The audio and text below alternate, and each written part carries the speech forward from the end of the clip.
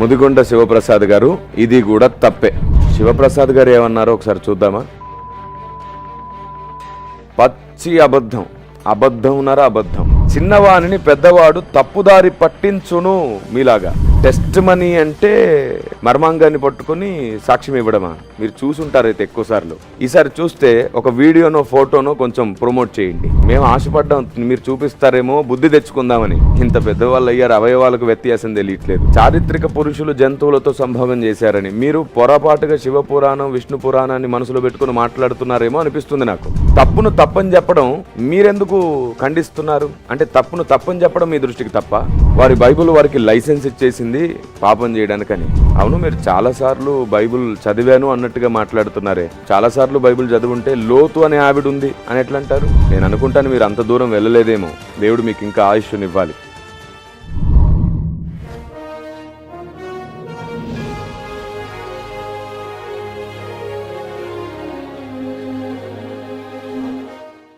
అందరికీ వందనాలు. అందరూ బాగుండాలి.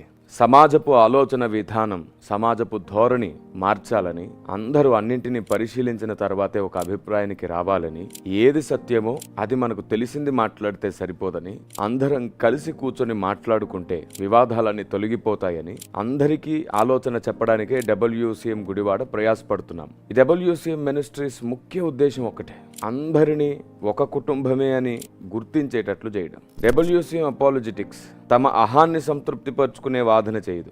మీ గ్రంథాల్లో అది ఉంది, మా గ్రంథాల్లో ఇది ఉంది అని ఎంతసేపు కంపేర్ చేస్తూ అవమానించుకునే మాటలు మాట్లాడదు. మా కంపారిజన్ ఎప్పుడు కూడా ప్రేమను, ఆప్యాయతను కలిగించడానికే. మహానుభావులు, వయసులో పెద్దవారు, ముదిగొండ శివప్రసాద్ గారు, ప్రతి నోరు తుత్తరగానే వెళ్ళిపోతుంది. కాలం గడుస్తున్న కొద్దీ అందరికి ఆవేశం పెరుగుతుంది. వయసు పైబడిన వారికి ఆలోచనతో పాటు సమాజాన్ని ఒకచోట జతపరచాలనే తపన పెరగాలి కానీ మతోన్మాద ధోరణిలో కొంత సపోర్ట్ పెంచుకునే ప్రయత్నంగా సాగుతున్నట్లేదో అనిపిస్తుంది. ఒకవేళ నేను ఆలోచించడం తప్పేమో కానీ కనబడుతుంది అయితే నిజం. సరే, అది అలా ఉండనిద్దాం. శివప్రసాద్ గారు ఏమన్నారో ఒకసారి చూద్దామా? క్రిస్టియానిటీలో వాళ్ళ పాపం చేయడానికి వాళ్ళకు ఒక లైసెన్స్ ఇచ్చాడు వాళ్ళ దేవుడు బైబిల్లో. పచ్చి అబద్ధం, అబద్ధంనర అబద్ధం. ఎందుకంటే బైబిల్ గ్రంథంలో అలా రాయబడనే లేదు అసలు. ఒకసారి మీరందరూ కూడా బైబిల్ గ్రంథాన్ని తెరిచి చూడండి. మీ దగ్గర బైబిల్ ఉంటే ప్రసంగి 3వ అధ్యాయం 17వ వచనం, అలాగే 2వ అధ్యాయం 14వ వచనం, ఈ రెండు చదువుతాను. స్క్రీన్ పైన కూడా మీకు కనబడుతుంది చూడండి. ప్రతి ప్రయత్నమునకు, ప్రతి క్రియకును తగిన సమయం ఉన్నదనియు, నీతిమంతులకును దుర్మార్గులకును దేవుడే తీర్పు తీర్చుననియు నా హృదయములో నేను అనుకొంటిని. ఇప్పుడు 2వ అధ్యాయం 14వ వచనం చదువుతాను. ఇది కూడా గమనించండి. జ్ఞానికి కన్నులు తలలోపలనున్నవి అంటే మనోనేత్రాలు అని అర్థం. మళ్ళీ దీన్ని కూడా ఎద్దేవ చేయకండి, ఓకే? అందరికి కన్నులు తలలో బయటికే ఉన్నాయి కానీ తలలోపటి కన్నులు జ్ఞానికి ఉన్నాయి అనేది మనోనేత్రములను గురించి బైబుల్ ఫిగరేటివ్ లాంగ్వేజ్లో రాయబడింది ఎక్కువ శాతం. అందుకే మీకు అపార్థం అవుతుంది. సరే, అర్థమయ్యేటట్లు చెప్తానులేండి. చూడండి. జ్ఞానికి కన్నులు తలలోనున్నవి, బుద్ధిహీనుడు చీకటి యందు నడుచుచున్నాడు, అయినను అందరికీ ఒక్కటే గతి సంభవించునని నేను గ్రహించి తిని. ఇక్కడ ఎలాంటి మినహాయింపు లేదు. ఇంకా బైబిల్ గ్రంథంలో మీరు చూస్తూ పోతుంటే కొరంథీ పత్రిక 2వ పత్రిక 5వ అధ్యాయం 10వ వచనం, ఎవని క్రియకు తగిన ఫలితం వాడు అనుభవించాల్సిందే. అందులో ఎలాంటి డౌట్ లేదు. వారి బైబిల్ వారికి లైసెన్స్ ఇచ్చేసింది పాపం చేయడానికని. అసలు బైబిల్ చదవండి ఒకసారి. పైగా పరిశోధనతో చదివాను, ప్రేమతో కాదన్నారు. కాదు, తప్పులు వెతకాలని చదివారు, అందుకే మీకు తప్పుల్లాగే కనబడ్డాయి. ఒకసారి ప్రేమతో చదివి చూడండి, అందులో ఉన్న పరమార్థం కూడా కనబడుతుంది. అది బైబిల్ తెప్పించి A to Z అంటే from Genesis to revolution line by line ఒకసారి చదివా, అర్థం కాలేదు. రెండోసారి చదివా, కొంచెం అర్థమైంది. మూడోసారి చదివా, ఇంకా కొంచెం అర్థమైంది. బైబిల్ చదువుతున్న కొద్దీ మెల్లమెల్లగా అర్థం కావటం మొదలుపెట్టింది. అవును, మీరు చాలా సార్లు బైబిల్ చదివాను అన్నట్టుగా మాట్లాడుతున్నారే. చాలా సార్లు బైబిల్ చదువుంటే లోతు అనే ఆవిడ ఉంది అని ఎట్లా అంటారు? లోత్ అని ఒక ఆవిడ ఉంది. సరే, ఏదో నోరు జారినట్టున్నారు మీరు. లోతు అనే పురుషుడు యాక్చువల్లీ. సరే, అది కూడా మనం మాట్లాడుకుందాం. పొరపాటుగా మిమ్మల్ని అవమానించాలని కాదు కానీ తొందరపడి కొన్ని విషయాలు ప్రస్తావిస్తున్నారనే అభిప్రాయం మాత్రమే వ్యక్తపరచాలనుకుంటున్నాను. ముదిగొండ శివప్రసాద్ గారు, ముందు నేను వేదాలు చదివాను, ఉపనిషత్తులు చదివాను, భగవద్గీత చదివాను, జెండా విస్తా చదివాను, మా ఇంట్లో ఖురాన్ ఉంది. ఎన్నో పరిశోధించాను అని అంటున్నారు. కానీ గుర్తుంచుకోండి, పరిశోధన తర్వాత యథార్థమైన ప్రశ్న వస్తుంది. యథార్థమైన ప్రశ్నకు గొప్ప సమాధానం దొరుకుతుంది. ఒకసారి స్వామి మిమ్మల్ని ఫెయిత్ అని FAITH ఫెయిత్ అనేది దానికి బీజం అండి. ఇండియాలో ఫెయిత్ అనేది బీజం కాదు. ఇండియాలో క్వశ్చన్ అనేది బీజం. క్వశ్చన్ లేకపోతే మీకు అసలు ఋగ్వేదము లేదు, ఉపనిషత్తులు లేవు. ఇంకో మాట కూడా అన్నారు మీరు, క్రైస్తవ్యం ఒక విశ్వాసం మీద ఆధారపడి ఉన్నది, కానీ హైందవ్యం ప్రశ్న పైన ఆధారపడి ఉన్నది అని. అవును, దేవుడా నీవెవరు అనే ప్రశ్నతో ప్రారంభమైంది వేద ప్రస్థానం. కానీ ఈరోజు దేవుడా నువ్వెవరు అనే కన్ఫ్యూజన్లోనే ఉన్నారుగా. ఇంతమందిలో ఎవరాయన, ఈ సమస్త సృష్టిని చేసిన వానిలో ఇంతమందిలో ఎవరాయన అనే దగ్గర ఇంకా క్లారిటీ లేకుండానే ఉంది. ఇంకా ఈ ప్రశ్న ఇలాగే ఉంటుందా, ఎప్పటికైనా జవాబు కూడా వస్తుందా మీకు? మేమైతే వేదములలో కూడా జవాబును కనుగొన్నాం. తర్వాత మీరు ఇంకో మాట అన్నారు, by birth you are a sinner అంటుంది Christianity. Every human being by birth is a sinner. ఇది బైబుల్ చెప్తున్నది. జన్మతః వీళ్ళు పాపులను నమ్ముతారు, పుట్టుక నుండే మీరు పాపులను నమ్ముతారు, వీళ్ళ బైబుల్ ఇలా చెప్పింది అని. ఏమంటే అసలు మీరు వేదం ఎందుకు సరిగ్గా చదవట్లేదు? ఋగ్వేదంలో 7వ మండలం చాలా స్పష్టంగా 86వ సూక్తం 5వ మంత్రంలో రాయబడింది కదా. చదువుతున్నాను చూడండి ఒకసారి.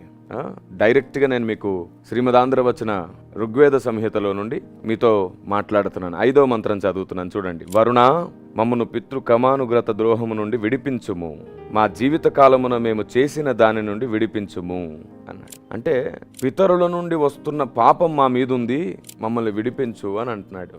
మరి అది జన్మతః ఒకడు పుట్టిన తర్వాత నేనేం తప్పు చేశానండి, నాకెందుకు ఈ శిక్ష అంటే, మీ తల్లిదండ్రులు చేసిన దానికి ఇది నీకు కలుగుతుంది అని చెప్పేవాళ్ళు కదా, పితరుల దోషం అని. కాబట్టి పితరుల నుండి మనకు సంక్రమించింది, ఒకరి నుండి మనం అందరం పాపులమయ్యాం. మనుషులు ఎవ్వరు కూడా దాని నుంచి విడుదల పొందలేకపోతున్నారు. ఏ ధర్మశాస్త్రము కూడా దాన్ని నెరవేర్చలేకపోతుంది. అప్పుడు దేవుడే నరావతారిగా వచ్చి మన పక్షమున దాని అంతటిని నెరవేర్చి మనల్ని విడిపించెను అనేది బైబిల్ చెప్తుంది. రాముణ్ణి గురించి కూడా మీరు అదే నమ్ముతున్నారు కదా. ఒకవైపు రావణ వధ, మరొక వైపు కర్తవ్య నిర్వహణలో దైవమే మానవుడై ఈ భూమి మీదికి దిగి వచ్చాడు. అందులో భాగంగానే దశరథుడు కాలక్రమేపీ ఓ శాపాన్ని పొందాడు. ఆ శాపము రీతిగానే రాముడు అరణ్యానికి వెళ్లాల్సి వచ్చింది. అంతా కూడా కాలం చేస్తున్న లీల. కాబట్టి కాలాతీతమైనటువంటి ప్రస్తావనలు కాలం లోపట ఆలోచించలేకపోవడం వల్లే మీకు అర్థం కాలేదు. నేను అనుకుంటాను మీరు అంత దూరం వెళ్ళలేదేమో, దేవుడు మీకు ఇంకా ఆయుష్నివ్వాలి అంత దూరం మీరు ఆలోచించడానికి. కాబట్టి మీ ఆలోచన విధానాన్ని మార్చుకుంటే బాగుంటుంది. నేను మళ్ళీ చెప్తున్నాను, మీరు పెద్దలు, మీరు తొందరపడి మాట్లాడేదాన్ని కూడా చిన్నలు తొందరపడి వినేస్తారు, వారు కూడా అజ్ఞానంగా ఆలోచిస్తారు. అక్కడే 6వ మంత్రం కూడా చదువుతాను చూడండి ఒకసారి మీరు. వరుణ, పాపము మానవ దోషమున కలగదు, అది సుర, భ్రమ, క్రోధము, జూదము, అజ్ఞానము మున్నగు దైవగతి కారణముగా జరుగును. చిన్నవానిని పెద్దవాడు తప్పుదారి పట్టించును. మీలాగా మీరు పెద్దవారు చిన్నవాళ్ళైన మమ్మల్ని అందరినీ తప్పుదారి పట్టిస్తున్నారు. ఏమన్నారు? టెస్టిమనీ అని ఒక మాట ఉంది. ఇది ఇంగ్లీష్ డిక్షనరీ ఎలా వచ్చిందో తెలిసినా అండి. వాళ్ళు ఏదైనా ప్రమాణం చేయాలంటే టెస్టికల్స్ని పట్టుకొని ప్రమాణం చేస్తారు. They catch hold of that private part. ఇది బైబుల్లో చాలా చోట్ల వచ్చింది. టెస్ట్ మనీ అంటే మర్మాంగాన్ని పట్టుకొని సాక్ష్యం ఇవ్వడమా? మీరు చూసుంటారు అయితే ఎక్కువసార్లు. ఏ చర్చిలోనైనా అలా జరగడం మీరు చూసారా? ఈసారి చూస్తే ఒక వీడియోనో ఫోటోనో కొంచెం ప్రమోట్ చేయండి. మాకైతే ఎప్పుడు అలా కనబడలేదు. పైగా మీరు దానికి బైబుల్లో ఉంది చూడండి, తెరవండి, బైబుల్ తెరవండి అన్నారు. మేము ఆశపడ్డాం మీరు చూపిస్తారేమో బుద్ధి తెచ్చుకుందామని. చూపించండి బైబుల్లో ఎక్కడుందో. తీయండి, బైబుల్ తీయండి సార్. తొడ కింద చెయ్యి పెట్టాను ఎన్నిసార్లు వచ్చింది? తొడ కింద చెయ్యి పెట్టాను ఎన్నిసార్లు వచ్చింది సార్ బైబుల్లో? మీరేం చేశారు? తొడ కింద చెయ్యి పెట్టడం ఎన్నిసార్లు లేదన్నారు. అంటే తొడ మర్మాంగం ఒకటేనటండి? ఇంత పెద్దవాళ్ళు అయ్యారు, అవయవాలకు వ్యత్యాసం తెలియట్లేదు. ఈ మాట నేను అనకూడదు అనుకుంటున్నాను, కానీ మీరు తొందరపడుతున్నారు. శివప్రసాద్ గారు నన్ను క్షమించాలి, మీ వయసునైనా గౌరవించాలి నేను, కానీ మీ మాట మాత్రం సరిగ్గా లేదు. లేనివన్నీ మాట్లాడుతున్నారు. మీరు రోమన్ క్యాథలిక్ విధి విధానాలను చూసి మాట్లాడుతున్నారు. బైబిల్ అంటే రోమన్ క్యాథలిక్ విధానం కాదు. అపోస్తులు ఎప్పుడు కూడా రోమన్ క్యాథలిక్ విధానాన్ని అవలంబించలేదు. మీరు కేవలం సినిమాలు చూసో వాళ్ళు వీళ్ళు చెప్పే మాటలు వినో అలా అభిప్రాయపడుతున్నారేమో అని అనిపిస్తుంది. అంతే, నా అభిప్రాయం మాత్రమే. ఇంకా మీరు చాలా మాటలు అన్నారు. జంతువులతో ఈ చారిత్రక పురుషులు ఇంటర్ కోర్స్ చేసింది బైబిల్లో ఉన్నదా లేదా? జంతువులతో ఉందని ఒప్పుకోండి మీరు. బైబిల్ గ్రంథంలో చారిత్రక పురుషులు జంతువులతో సంభోగం చేశారని మీరు పొరపాటుగా శివపురాణం, విష్ణు పురాణాన్ని మనసులో పెట్టుకుని మాట్లాడుతున్నారేమో అనిపిస్తుంది నాకు. అందులో ఉన్న సంగతులు కానీ పొరపాటుగా ఇక్కడ మాట్లాడుతున్నారేమో అనిపిస్తుంది. పురాణ ఇతిహాసాలలో దొర్లిన ఆనాటి కాలపు సంభవాలు మీ నోట ఇలా ఇది మాట్లాడుతున్నప్పుడు టాపిక్లోకి దూరొచ్చేస్తున్నట్టున్నాయి. అలా జరగకపోతే బాగుండు. ఒకసారి క్లారిఫై ఇస్తే బాగుంటుంది. మీరు ఇంకొంచెం స్పష్టంగా ఆలోచించండి. ఎవరు జంతువులతో ఏం చేశారో, ఎలా చేశారో, ఏం జరిగిందో చాలా స్పష్టంగా ఉంది. కానీ వాటన్నిటిని ఎత్తి చెప్పి డీవేట్ చేయడం నాకు ఇష్టం లేదు. ఎందుకంటే నేను అందరినీ కూడా ఆ ఒక్క దేవుడు ఎవరో తెలుసుకుందాం రండి అనే వైపు వెళ్తుంటే మీరు మనుషులు చేసినవి, వాళ్ళు వీళ్ళు చేసిన తప్పులను ఎత్తిపట్టి దైవానికి దైవ మార్గానికి ఆపాదిస్తున్నారు. నేను అనేది అదే, ఇది చాలా డీవేషన్ మైండ్ సెట్. ఏమండి, బ్లండర్లీ మిస్టేక్ అంటారు దీన్ని. మీరు చాలా తప్పుగా ఆలోచిస్తున్నారు. ఇకపోతే మోషే భక్తుడు అలాంటి ఒక ఆజ్ఞ రాయించాడు. ఎందుకంటే ఆనాటి ప్రజలు అలాంటి దురాగతమైన కార్యాలు చేస్తున్నారు. ఏమండి, చరిత్ర పురుషులు కారణ జన్ములు కదా పనిచేస్తుంది. కొందరు దౌర్భాగ్యులు అలాంటి నీచానికి ఒడిగడితే వారికి చెప్తున్నాడు ఇది తప్పు అని. తప్పును తప్పని చెప్పడం మీరెందుకు ఖండిస్తున్నారు? అంటే తప్పును తప్పని చెప్పడం మీ దృష్టికి తప్ప? అది అలా ఉండనిద్దాం. లోతు అనే పురుషుడు మాట్లాడదాం ఒకసారి. అతను కూతుళ్ళతో, 2 కూతుళ్ళు ఉన్నారు, అతను కూతుళ్లతో చేయకూడని పని చేశాడు. ఇది ఆదికాండంలో వస్తుంది. లోతు అనే పురుషుడు తన 2 కూతుర్లతో తప్పు చేశాడు అని అన్నారు. అసలు బైబిల్ మీరు ఏం చదివారు? చాలా పెద్ద తప్పు చెప్తున్నారు, అబద్ధం అది. లోతుకు వారు ద్రాక్షారసం తాగించి అతడు మత్తుడై ఉండగా, అతనికి అసలు ఏమీ తెలియకుండగా 2 కూతుర్లు చేసిన తప్పది. దాన్ని బైబిల్ సమర్థించట్లేదు, తప్పని ఖండిస్తుంది. ఏమండి, నేను అన్నానా ఈ సందర్భంలో బ్రహ్మ తన సొంత కూతురిని వివాహం చేసుకున్నాడు అని అంటున్నానా నేను? నాకు అలా అనడం ఇష్టం లేదు. ఎందుకంటే మీరు ఉన్నది మర్చిపోయి మాట్లాడుతున్నారు. కాబట్టి ముదిగొండ గారు, వాళ్ళు వీళ్ళు చేసిన తప్పులను ఎత్తి చెప్తూ మాట్లాడితే మీ ఆయుష్కాలం ఇంకా డబుల్ అయ్యే వరకు ఇది సాగుతూనే ఉంటుంది. 80-160 అయ్యేదాకా సాగుతూ ఉంటుంది. అందుకే సమాజాన్ని తప్పుదారి పట్టించడము లేదా సమాజం మధ్యలో ఇంకా వివాదం రేపడము నాకు చాలా తెలుసు అని ఇంకొంత గౌరవ మర్యాదలు పొందుకునే ప్రయత్నమో చేయకుండా మీరుంటుండగానే సమాజాన్ని ఒక కుటుంబంగా మారిస్తే బాగుండనని మీ తొందరపాటు, మీ ఆవేశం, జ్ఞానంతో పాటు మీ అనుభవంతో పాటు అందరి కలయిక కోరితే బాగుండునని నమ్ముతున్నాను నేను. నా కోరిక అదే. మీరు ఇంకా ఎక్కువ కాలం బాగుండాలి. అసలు విషయం ఏదో సమాజానికి స్పష్టంగా చెప్పాలి. ఆ ఒక్క దేవుడిని తెలుసుకోవడానికి మాత్రమే ఆలోచించండి. మా ఇంటి దగ్గర పోలీస్ స్టేషన్లో అలా జరిగింది, చర్చిలో ఇలా జరిగింది, ఇదంతా మనుషుల అజ్ఞానం మాత్రమే. ఉన్న విషయం మాట్లాడాలంటే ప్రతి చోట అలాంటి కలుపు ఉంది. మానవ దేహంలో బ్రతుకుతున్నాం. దుర్మార్గులం మనుషులం అందరం. బాగు చేయడానికి దేవుడు తన కార్యములను మన కోసం నిర్ణయించాడు. ఆ మార్గంలో మనం మంచి వాళ్ళం అయిపోతున్నాం, అంతే. మరి ఎలా పైకి పోవాలి అంటే మీకోసం ఒకడు వచ్చాడు, వాడు మీకోసం సాక్రిఫైస్ చేశాడు, హ్యూమన్ సాక్రిఫైస్. ఇతని ఇతని 2 కాళ్ళు కనుక మీరు పట్టుకుంటే మిమ్మల్ని స్వర్గానికి తీసుకుపోతాడు. ఇంకా వేరే ఎవరి కాళ్ళు పట్టుకున్నా మీరు స్వర్గానికి పోరు. మీరు ఎన్ని పాపాలు చేసినా ఆయన నమ్ముకుంటే మీరు అయిపోతుంది. ఓకే, భలే ఎద్దేవా చేశారు మీరు. మనమందరం దారి తప్పిపోతున్నాం, మనందరి కోసం ఒక్కడొచ్చాడు, ఆయన కాళ్ళు పట్టుకుంటేనే మీకు పాప విమోచన జరుగుతుంది, లేదంటే జరగదు అని. మీ ముందు కూర్చున్న సాయి గారు కూడా దాన్ని కొంచెం కొనసాగిస్తూ ఏ పాపం చేసినా ఎంత పాపం చేసినా క్షమాపణ దొరుకుతుందన్నమాట అని నమ్మేస్తున్నారు. బైబిల్ అలా చెప్పట్లేదు, వేదం కూడా అలా చెప్పట్లేదు. మీ పాపములను, జన్మ కర్మ పాపములన్నిటినీ తొలగించుకునే అవకాశం క్రీస్తులో ఉన్నది. ఈ మాట వేదం కూడా ఇస్తుంది. అంధకారమును అధిగమించి నేను ఆ మహాపురుషుని రూపము తెలుసుకున్నాను, అతని తెలిసిన వాడే మృత్యువును జయించగలడు అని రాయబడింది శుక్లయజుర్వేదంలో. సో పాప విమోచనను గూర్చి, పాపం కోసం బలి అర్పించడం గూర్చి, రక్త ప్రోక్షణ గూర్చి వేదంలో కూడా ఉంది కదా. కాబట్టి ఈ భూమి మీదకి లోక కళ్యాణార్థమై భువనపు నాభిలో ఆయన యజ్ఞం అవుతాడని, తద్వారే మానవాళి పాప విమోచన చేత మరలా మోక్ష ప్రాప్తిని పొందుతుందని వేదం కూడా చెప్పింది కదండి.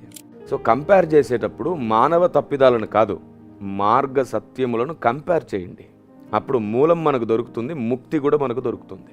మామ అంటే ఫాదర్ ఇన్ లా. ఆ ఫాదర్ ఇన్ లాతో అక్రమమైనటువంటి ఇలాంటి స్టోరీస్ బైబిల్ నిండా ఉన్నాయి. మళ్ళీ బైబిల్లో ఒకటి ఉంది, మామతో అక్రమ సంబంధం అని చెప్పేసి అని అన్నారు. నేను మళ్ళీ మిమ్మల్ని బ్రతిమాలుతున్నాను, ఇంకొకసారి బైబిల్ చదవండి.